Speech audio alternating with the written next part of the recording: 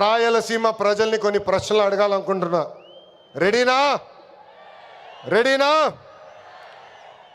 తల్లిని చెల్లిని మెడబట్టుకుని బయటికి గెంటేసింది ఎవరు? ఎవరు? సొంత బాబాయిని లేపేసింది ఎవరు? జే బ్రాండ్లు అమ్మి పేదల రక్తం దాగింది ఎవరు? బల్ల కింద ఉన్న ఎర్ర బటన్ నొక్కి ప్రజల్ని బాధింది ఎవరు? అందరూ ఎర్ర బుక్కు అని ఏడుస్తున్నారు. ఎందుకయ్యా అంత ఏడుపు? నేను ఆనాడు చెప్పింది ఏంటి? ఎవరైతే చట్టాన్ని ఉల్లంఘించి ప్రజల్ని కార్యకర్తలు ఇబ్బంది పెట్టారో చట్టపరంగా వాళ్ళపైన యాక్షన్ తీసుకుంటానని నేను చెప్పా. ఈరోజు ఎర్ర బుక్కు కాదు కదా, ఎర్ర రంగు చూస్తేనే వణికిపోయే పరిస్థితి వస్తుంది. ఎర్ర బుక్ అంటే ఒకడికి గుండుపోటు వచ్చింది. ఎర్ర బుక్ అంటేనే ఒకడు బాత్రూంలో కాలు జారి చెయ్యి ఎర్రగొట్టుకున్నాడు. ఇంకొకడు ఏమయ్యాడో మీ అందరికి తెలుసు. అర్థమైందా రాజా? అర్థమైందా రాజా?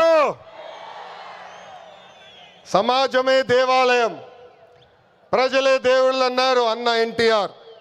అందుకే మనం 6 శాసనాలు ప్రకటించాం. తెలుగు జాతి విశ్వఖ్యాతి, స్త్రీ శక్తి, యువగలం, పేదల సేవల్లో సోషల్ రీఇంజనీరింగ్, అన్నదాతకు అండగా కార్యకర్తలే అధినేత. పాలిట్ బ్యూరో సభ్యుల దగ్గర నుంచి, వేదికమైన పెద్దల దగ్గర నుంచి ఇక్కడున్న కార్యకర్తల వరకు ఈ 6 శాసనాలు మన శ్వాసగా బతకాలని ఈ సభాముఖంగా మిమ్మల్ని అందరినీ కోరుకుంటూ, మనకి ప్రజలు ముఖ్యం, వాళ్ళ ఆనందం వాళ్ళ సంతోషం ముఖ్యం. అహర్నిశలు కష్టపడాలా, వాళ్ళకి అందుబాటులో ఉండాలా. తిరిగి 2029లో మళ్ళీ కూటమి ప్రభుత్వాన్ని గెలిపించాలని ఈ సభాముఖంగా కార్యకర్తలందరూ తెలుపుకుంటూ, ఎప్పుడు మా ఇంటి తలుపు మీకోసం తెరుచుంటాయి. నేను మొన్నే చెప్పా, గ్రామ పార్టీలో ఏమైనా సమస్య ఉంటే మండల్ పార్టీని కలవాలి, మండల్ పార్టీలో సమస్య ఉంటే నియోజకవర్గ కమిటీని కలవాలి, వాళ్ళకి సమస్య ఉంటే ఏకంగా జిల్లా కమిటీ కలవాలి. వాళ్ళ కూడా సమస్య పరిష్కారం కాకపోతే ఎప్పుడు నవ్వుతున్నాం మన అధ్యక్షుల వారు పల్లా శ్రీనివాస్ గారిని కలవాలి. ఆయన వల్ల కూడా అయిపోతే మీ లోకేష్ మీకు అండగా నిలబడతారు. మీ సమస్య పరిష్కరించే బాధ్యత నేను తీసుకుంటానని పసుపు సైన్యానికి ఈ సభాముఖంగా నేను హామీ ఇస్తూ, ఈరోజు గౌరవ ముఖ్యమంత్రి గారు చంద్రబాబు నాయుడు గారు వేదిక పైన వచ్చినప్పుడు ఒక పాట పెట్టారు. ఆ క్షణంలో నాకు చాలా బాధ వేసింది. ఎందుకంటే ఆ పాట వినిన తర్వాత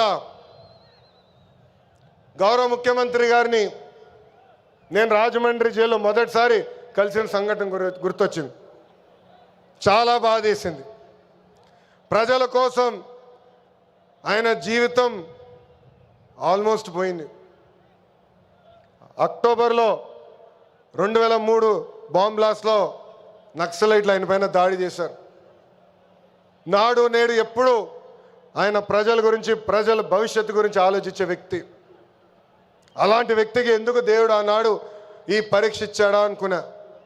ఇప్పుడు అర్థమైంది.